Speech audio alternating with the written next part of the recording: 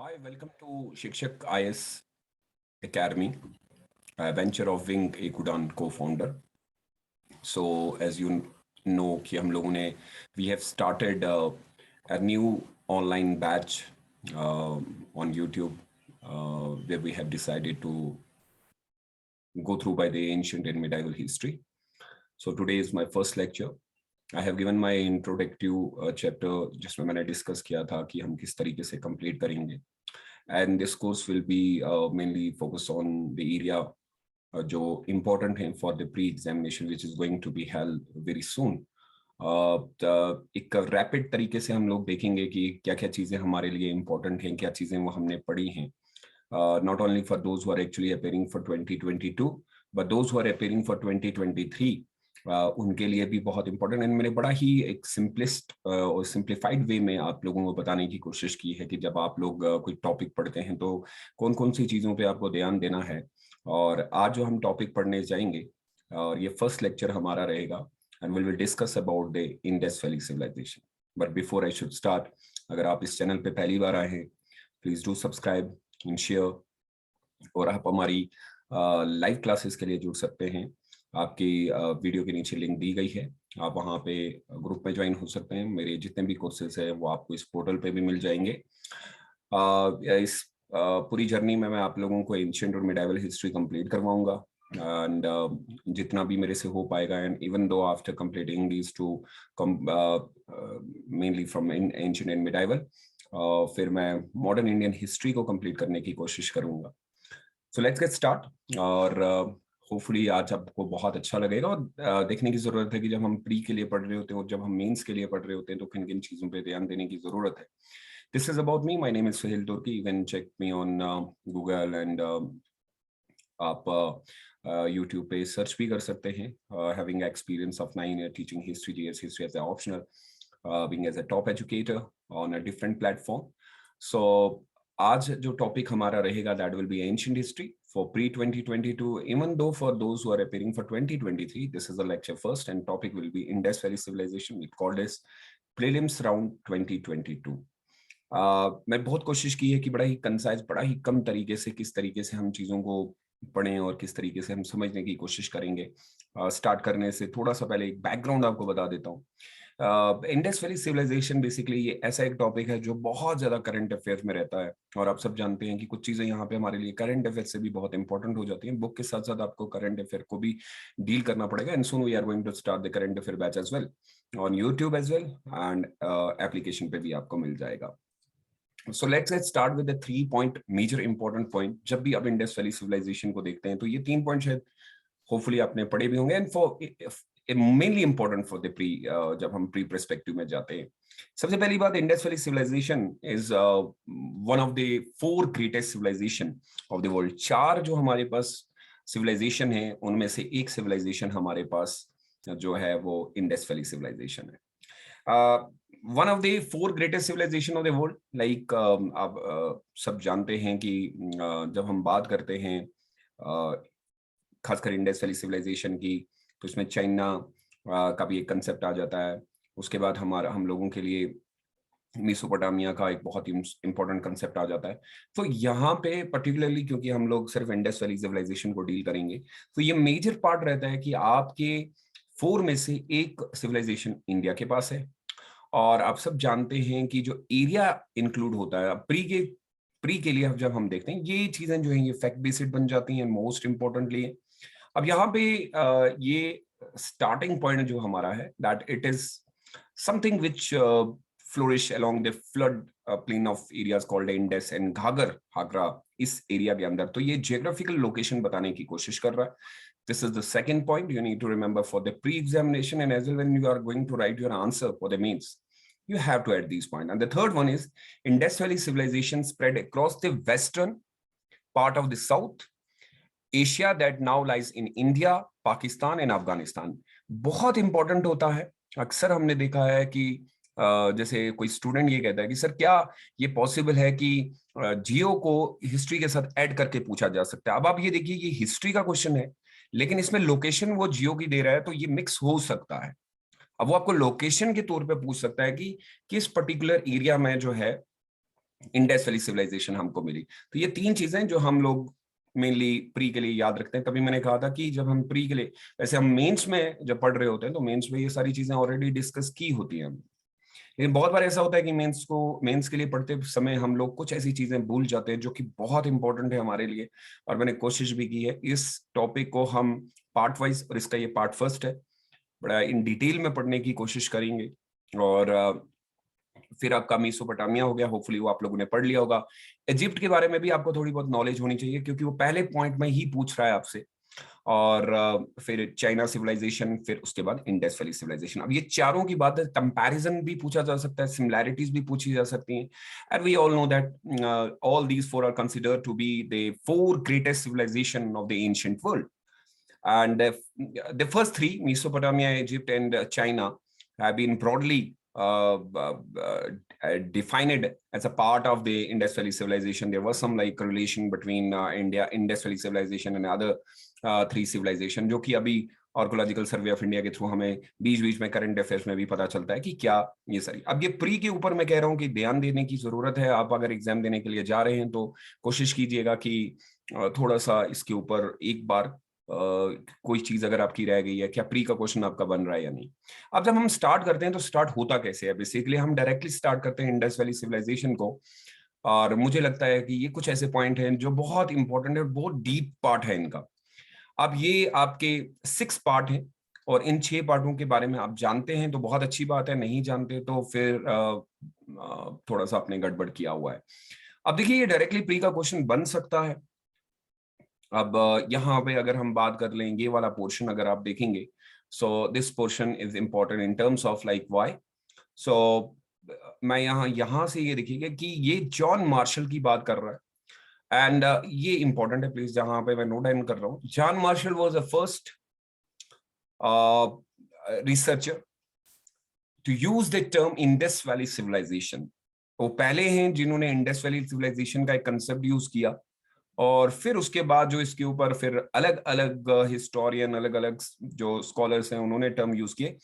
बहुत बार students, already मैं pre के क्वेश्चन ग्रुप में शेयर भी करता हूं, तो बहुत सारे बच्चे दे देते हैं, लेकिन मैं सिर्फ ये याद रखूं कि टर्म के ऊपर बन सकता है, प्री का क्वेश्चन निकल सकता है भाई। दूसरे क्वेश्चन पे आइएगा कि इंडस वैली सिविलाइजेशन जो है वो स्प्रेड हुआ है फ्रॉम दे, जब टाइम पीरियड की मैं बात करता हूं तो टाइम पीरियड मैं नहीं लेता हूं क्योंकि वो चेंज भी हो गया। और जो सबसे अच्छी चीज हमें पता चलती है वो ये है कि इस सिविलाइजेशन के अंदर ये लोग बहुत ज्यादा डोमेस्टिकेशन किया करते थे। अब ये भी पॉइंट बनता है कि किन किन जो उस समय जो एनिमल्स होते थे, वो कौन कौन से एनिमल्स को डोमेस्टिकेट करते थे। We have a sheep, goat, dog, क्योंकि डॉग को तो वैसे भी काफी चीजों के लिए यूज किया जाता था। और कैटल्स, बफेलो, एलिफेंट्स आर वे domesticated in the Indus valley civilisation. अब सिंपल वे में बनता है, which of the following animal were not like part of the Indus Valley civilization, which of the following statement is true regarding the Indus Valley civilization। ये ध्यान देने की जरूरत है, और ये बहुत इंपॉर्टेंट है। डीपली जब आपने पढ़ा होगा तो इन चीजों पे आपने फोकस किया होगा। और मैंने बहुत आज इजी करके बनाया हुआ है, होपफुली आप लोगों को बड़ा अच्छा लगेगा। और आप बहुत जल्दी कोशिश करेंगे इस पूरे पॉइंट्स में। मुझे लगता है कि आपको फिर डर नहीं रहेगा कि हमने कोई प्री का क्वेश्चन छोड़ दिया है। अच्छा, उसके बाद जो है, हम सब जानते हैं कि इंडस वैली सिविलाइजेशन वे are known for its trade and commerce. बहुत ज्यादा ट्रेड किया जाता था, और इन सिटीज के अंदर जो है बिजनेस के तौर पे हम लोग इनको जानते हैं। इस बिजनेस की पर्टिकुलरली पूछा जा सकता है कि वो सिटीज बताइए जहां पे बिजनेस किया जाता था। फिर वो बालाकोट हो गया, लोथल हो गया, इन इन एरियाज के अंदर हमने सबसे ज्यादा ट्रेड देखा है। और ये भी हमें आर्कोलॉजिकल सर्वे ऑफ इंडिया की तरफ से मिला हुआ है। तो यहाँ पे भी आपकी सिटीज इंपॉर्टेंट हो जाएंगी। सो होपफुली कि आप लोग इन पे भी ध्यान दें। फिर से प्री का क्वेश्चन बनने की चांसेस है। The most important feature of the Indus valley civilisation, Harappan civilisation, is that this entire city was urban city. अब अर्बनाइजेशन को जब हम पढ़ते हैं तो लोग बहुत ज्यादा वेल अवेयर थे, अर्बन में रहते थे। रूरल में भी हमें देखने को मिला, ऐसा नहीं है कि रूरल नहीं थे, लेकिन मेजॉरिटी पॉपुलेशन जो है वो अर्बन एरियाज में ही रहती थी। इसका मतलब है, इस बात से ये क्लियर होता है कि जब हम बात करेंगे तो ये अर्बनाइजेशन की शुरुआत थी। लोग बहुत ज्यादा अवेयर थे चीजों से, सिटीज के अंदर रहा जाता था। और अगर आप यहाँ पे देखेंगे तो ये पॉइंट बिल्कुल क्लियर दिखाता है कि कैपिटल सिटीज हुआ करती थी। We have a capital city called Mohenjodaro and Harappa, जो कि बहुत फेमस भी है, और बहुत सारी चीजें यहाँ से ऑलरेडी करंट अफेयर में भी होती हैं। ज्यादातर अगर आप देखेंगे मोहनजोदारो, हड़प्पा, राखी गढ़ी, ज्यादातर आपको करंट अफेयर्स में देखने को मिलती हैं। And the capital including the capital city, हमें ये पता चलता है कि इन चीजों को लेके हम ये कह सकते हैं कि they were well aware about the concept called a civilisation. उनको पता था, बिकॉज अब आप सिटीज के अंदर रहते हैं तो काफी सारी चीजें इनके बारे में आप अवेयर भी होंगे। So the Indus valley people were well educated with the use of the both cotton and wool. अब यहाँ पे प्री का क्वेश्चन है कि किन चीजों के बारे में वो ऑलरेडी जानते थे। कॉटन का बहुत ज्यादा इस्तेमाल किया गया और वूल का भी बहुत ज्यादा इस्तेमाल किया गया, और ये चीजें प्री के पर्सपेक्टिव से बहुत ज्यादा इंपॉर्टेंट हो जाती है। अब मैं तभी आपको कहता हूं कि जब हम मेंस का एग्जाम पढ़ रहे होते हैं तो अब ये ऐसा नहीं है कि डायरेक्टली सवाल यहीं से बन जाएगा। हम ये कह सकते हैं कि सर अगर थोड़ा डीपली देखा जाए, स्टेटमेंट बेस्ड क्वेश्चन देखे जाए, तो डेफिनेटली यहां से प्री का क्वेश्चन निकाल के हम लोग हमारे लिए फायदा हो सकता है definitely.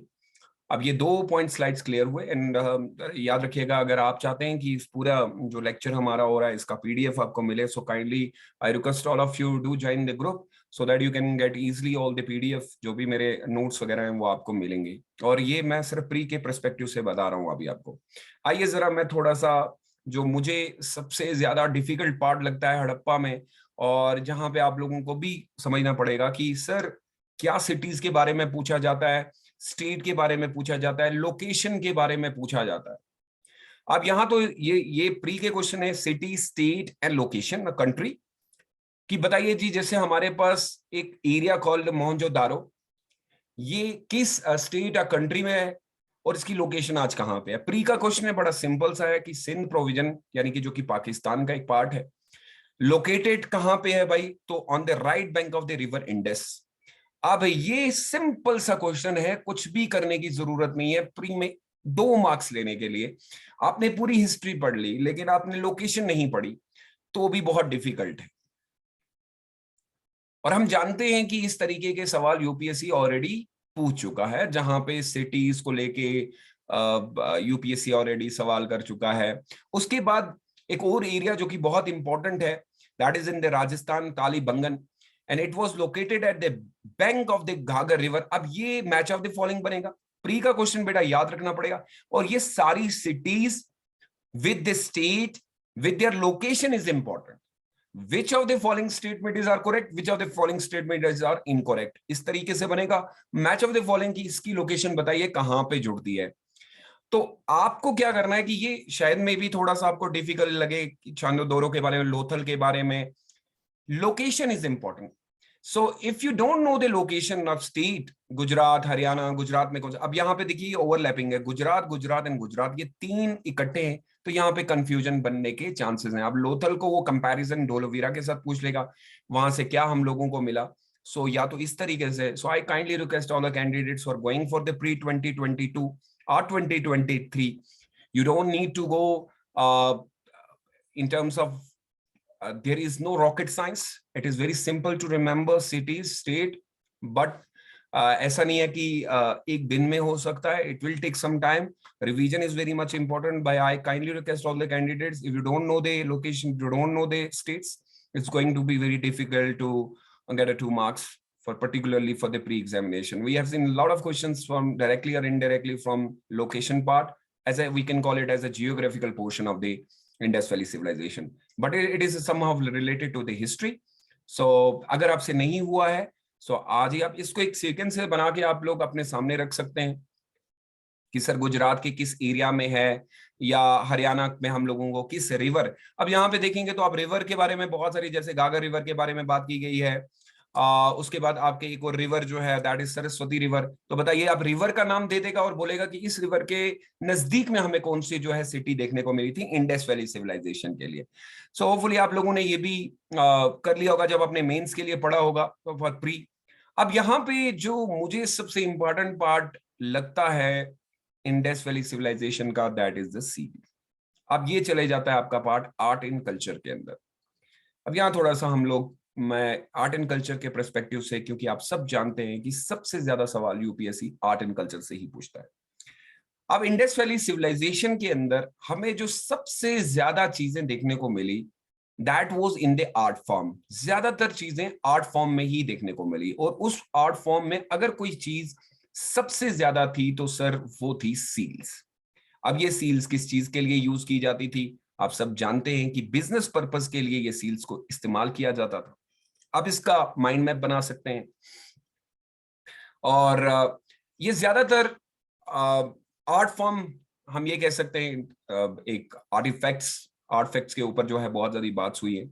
Indus valley civilisation emerged during the second half of the third millennium, और थाउजेंड्स ऑफ सील्स, हम ये कह सकते हैं कि नियर अबाउट सर यहाँ पे हजारों की तादाद में हम लोगों को thousands of seals have been recovered from different sites. बहुत different seals have been discovered, और अभी भी हो रही है, ऐसा नहीं है। अभी बीच बीच में अपने करंट अफेयर में सुना होगा, और ये हड़प्पन साइट से हमें मिली है। अब सवाल आपका ये हो सकता है, sir what were the material used to make the seal? ऐसा कौन सा मटेरियल था जिससे वो सील बनाते थे? अब जो हमें सील्स मिली हैं, तो it's a kind of A soft stone. बहुत ही सॉफ्ट स्टोन जो होता था उससे बनाया जाता था। ये पहला पॉइंट है। इसका मतलब है कि सर वो बहुत अच्छे कलाकार थे, आर्ट बहुत अच्छे से जानते थे। लेकिन सर ऐसा नहीं है कि खाली स्टोन का इस्तेमाल किया। A few of this seals were also made of gold. Gold का भी इस्तेमाल किया है, तो प्री के क्वेश्चन के हिसाब से गोल्ड भी इंपॉर्टेंट है। सर इन्होंने टेरिकोटा का भी इस्तेमाल किया है। तो इसका मतलब है कि उनके पास वैरायटीज ऑफ वे थे सील को बनाने के लिए। अलग अलग तरीके से उन्होंने अपने सील्स को बनाए। लेकिन सर जब ये सील बनाई जाती थी और डिफरेंट डिफरेंट मटेरियल्स का यूज किया जाता था, तो क्या ये पर्टिकुलरली चीजें जो बनाई जाती थी इसकी कोई शेप दी जाती थी? तो आप सब जानते हैं, अब ये प्री के क्वेश्चन के ऊपर से बता रहा हूं। जब आप बात करते हैं शेप की, तो हमारे पास एक अलग अलग शेप है। शेप के तौर पे आपको ये पता चलेगा कि हड़प्पन सील ज्यादातर वो किस चीज में रखते थे?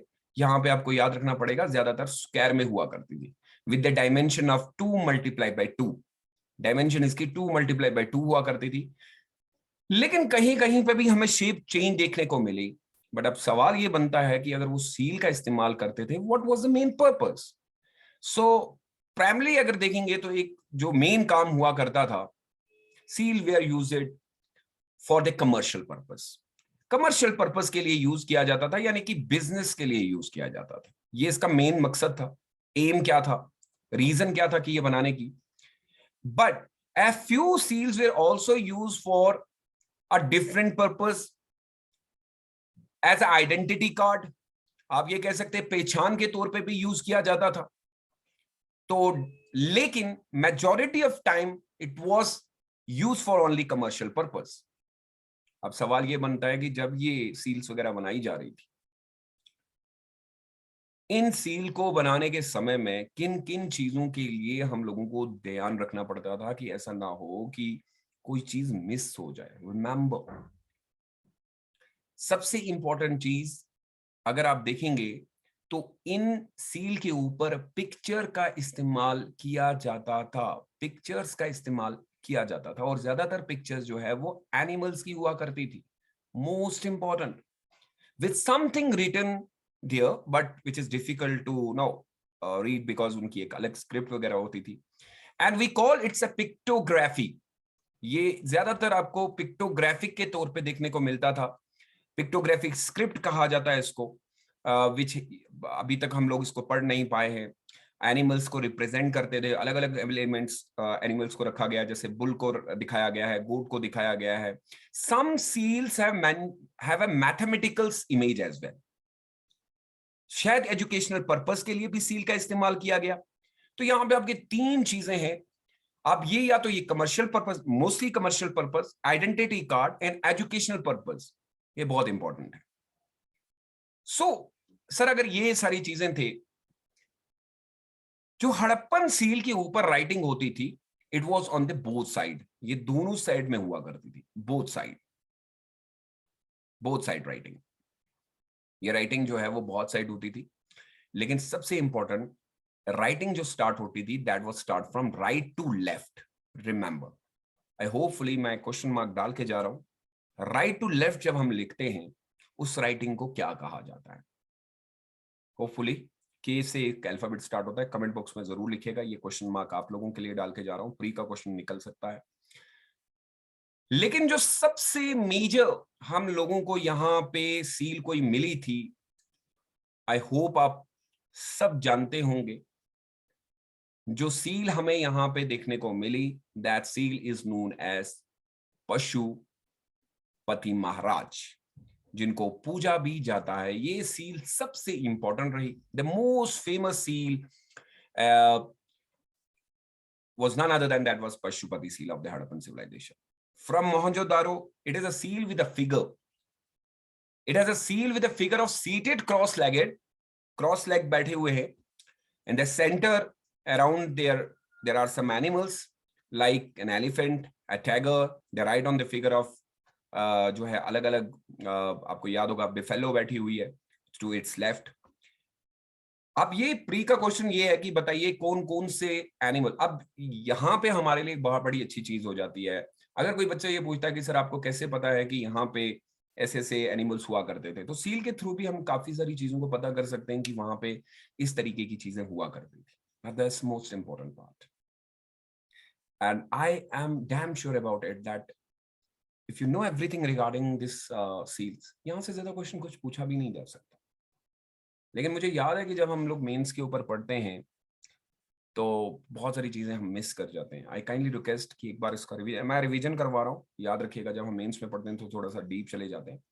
अगर हम इसकी geography, religion, economy, society, architecture की बात करें तो एक बड़ा सा लेक्चर बनता है। I try my level best कि हम रिलीजन के लिए अलग, इकोनॉमी के लिए अलग, सोसाइटी का, आर्किटेक्चर का एक ही कंसेप्ट बनेगा। कोशिश करूंगा कि ये सारा कंप्लीट करवाऊं।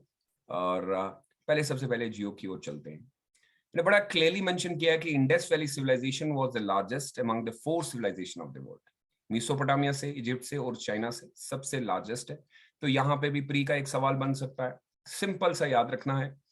अच्छा, first settlement was discovered along with the bank of river Indus, इसीलिए नाम भी archaeologist name this civilisation as the Indus valley civilisation. But ऐसा भी नहीं है, साथ साथ में आप याद रखिएगा क्योंकि हमने मार्शल की बात की थी, around 100 sites have been found in the Indus. ये खाली इंडस के इर्द गिर्द नहीं, इंडस से अलग अलग जगहों पे फैला हुआ है। 100 sites have been found in the Indus Valley, where over 500 sites are found along with the Ghaggar Hakra river. तो इसका मतलब है कि काफी एरिया तक फैली हुई। And most of the archaeological prefer to call them Indus Saraswati civilization. मैंने कभी भी स्टूडेंट्स को ये वर्ड यूज करते हुए नहीं देखा है। Better to call it's Indus Saraswati civilisation. Why? अब यहां पे ये खुद मेंशन कर रहा है कि आर्कियोलॉजिकल ने, सर्वे ऑफ इंडिया की तरफ से बहुत सारे डिस्कवरी जो है वो रिवर इंडस के इर्द गिर्द। बट अगर 100 sites have been found in the Indus valley, while over 500 sites are found on the Ghaggar Hakra river, and we call it the Indus Saraswati civilization based on the 2 river system.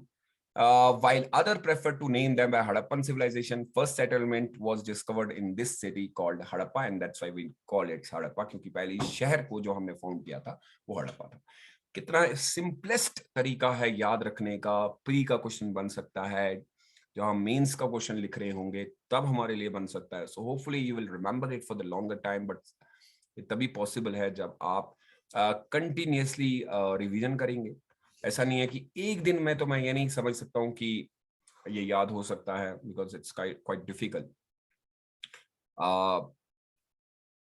एक और चीज जो मुझे मैंने जब पढ़ा था, according to the some archaeologist, the side along the Ghaggar Hakra river जो हम लोग पढ़ रहे हैं are preserved as they,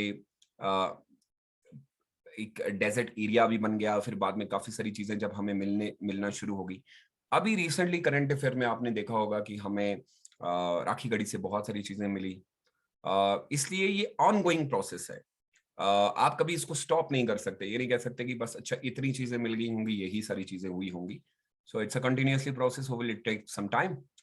this civilisation is extended from Ghaggar Hakra valley in the east. ये फिर से जियो का क्वेश्चन है, very very very very very important pre का क्वेश्चन, ये अक्सर हम भूल जाते हैं। एक्सटेंड करता है गागर हाकरा वैली इन द ईस्ट से लेके mountain coast of Balochistan, जो कि पाकिस्तान में in the west, from Afghanistan in the northern eastern to Devan in Maharashtra in the south side. अब यहाँ पे ये आप सब जगह देख लीजिए, तो आपको प्री का जब क्वेश्चन पूछा जाता है तो most of the time students get confuse कि हमें ये कैसे आंसर देना पड़ेगा. So hopefully you will remember the location part is very very much important. अगर लोकेशन के हिसाब से आप नहीं कर पाते तो then it's going to be very difficult. Apart from that we know we have to go through by the religion as well, जो कि बहुत इंपॉर्टेंट इंडस वैली सिविलाइजेशन का एक पार्ट है. एक तो रिलीजन, एक इकोनॉमिक, एक पॉपुलेशन किस तरीके की थी. लेकिन मुझे जो सबसे important part Indus valley civilization का कुछ लगता है. आप सब जानते हैं कि इंडस वैली सिविलाइजेशन अपने जिस चीज के लिए बहुत मशहूर हुई, that was none other than that was a drain system.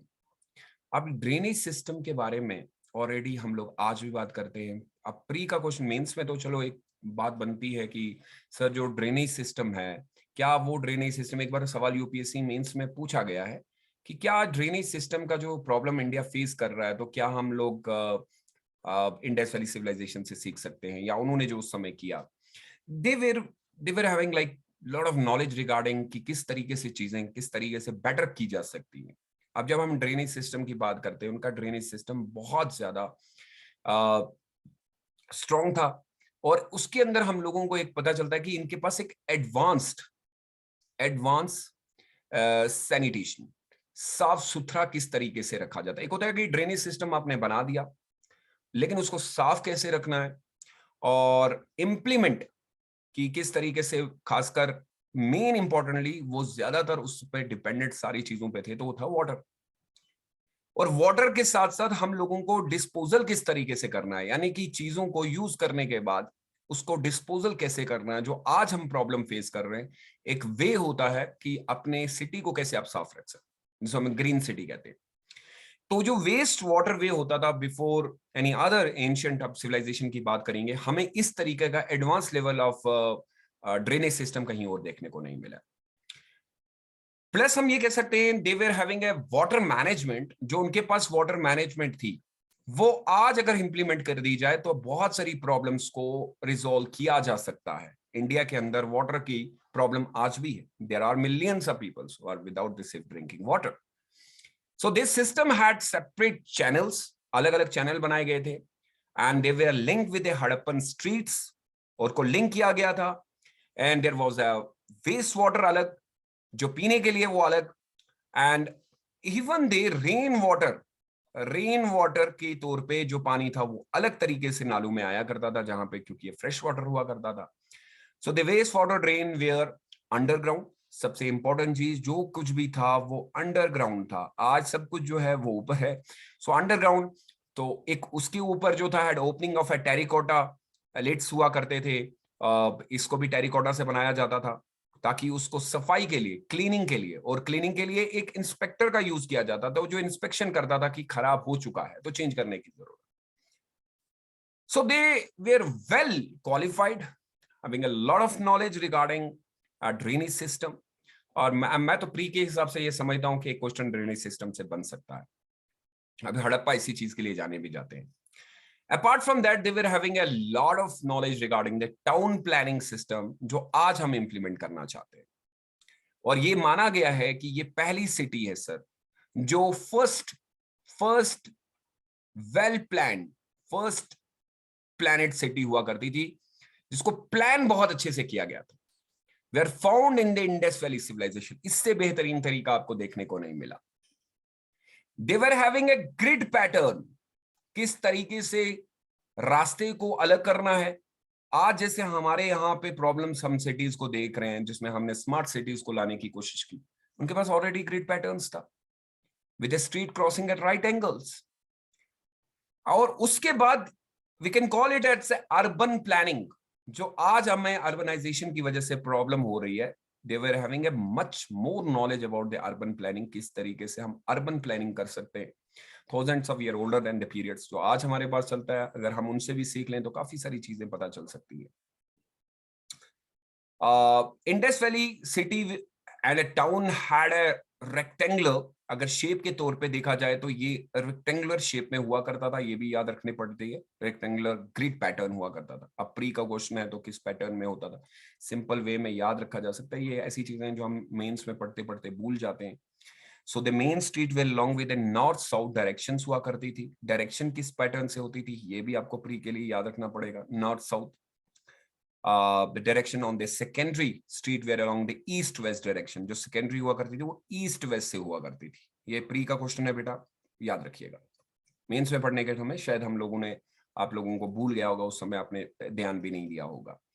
उसके बाद इसी वेल प्लान सिटी के अंदर जब ड्रेनेज सिस्टम आएगा तो एक और अच्छी बात है कि वो ऑलमोस्ट सिटी को साफ सुथरा रखेगा। यहाँ पे हम लोगों को जो घर देखने को मिली, almost all the places have excavated or seen having a similar structure with having a bricks pattern, जो brick का इस्तेमाल किया जाता था। बहुत ही ज्यादा एक बेकेड ब्रिक्स, जो कि बहुत ही ज्यादा बेक की हुई ब्रिक्स थी, जो स्ट्रॉन्ग होती थी, जो आज तक हैं, तो समझ सकते हैं कि कितना स्ट्रॉन्ग पॉइंट हुआ करता था। वाइडर स्ट्रीट रखते थे, ऐसा नहीं है कि जमलिंग वगैरह बहुत ज्यादा हो जाए। एक proper channel running along the streets, पानी का किस तरीके से होगा। Each neighbour we are having a distinct neighbourhood, we are having engage in a particular profession. अलग अलग प्रोफेशन से काम लोग करते थे, और जो कि उनको बहुत ही यूनिक बनाता है। तो लोग वहाँ के जो ऑक्यूपेशन, जो जॉब वगैरह हुआ करती थी, बहुत ज्यादा जॉब्स हुआ करती थी। ऐसा नहीं है कि इकोनॉमिकली बहुत साउंड हुआ करते थे, अच्छा खासा एक मटेरियल वहां से, क्योंकि ये ट्रेड भी किया करते थे। So ये चीजें शो करती हैं, and hopefully once you go through by all these points, and I am quite sure that you will be easily crack the pre-exam as far as the ancient history is concerned. And this is the first part, and hopefully with the passage of time, जब चीजें आप बार बार repeat करेंगे तो आपको भी याद होंगी। And in the second lecture we will complete about their economy, their religion, and as far as their art and culture. So hopefully you have enjoyed this lecture. This is only for the pre, remember. Once we go through by the mains, we need a lot of depth. And so any candidates who want to join with us, I kindly request to please you can call us, or you can use this number to join this WhatsApp group. You can send a message and write your name and email ID and regarding your courses. And I want all candidates to be there so that you can get a easily link. आपको link मिलती जाएगी, and you will be able to watch my all live and recorded videos regarding, and trust me, we'll complete this entire ancient history medieval with inshallah different videos. Once we'll complete this, and we'll go for the mains exam as well. I'm also coming live for the answer writing for the ancient, medieval, and modern part, and with a different faculty. Soon the other educator will also join us. So stay safe and stay blessed. Thank you so much. If you have any feedback, you can send me a message on the same number, or you can send a message on Telegram as well. So stay safe and stay blessed. Remember one thing, keep your content less, go for more revision is the key for the UPSC examination. Allah bless you all. Stay safe and stay blessed. Bye-bye.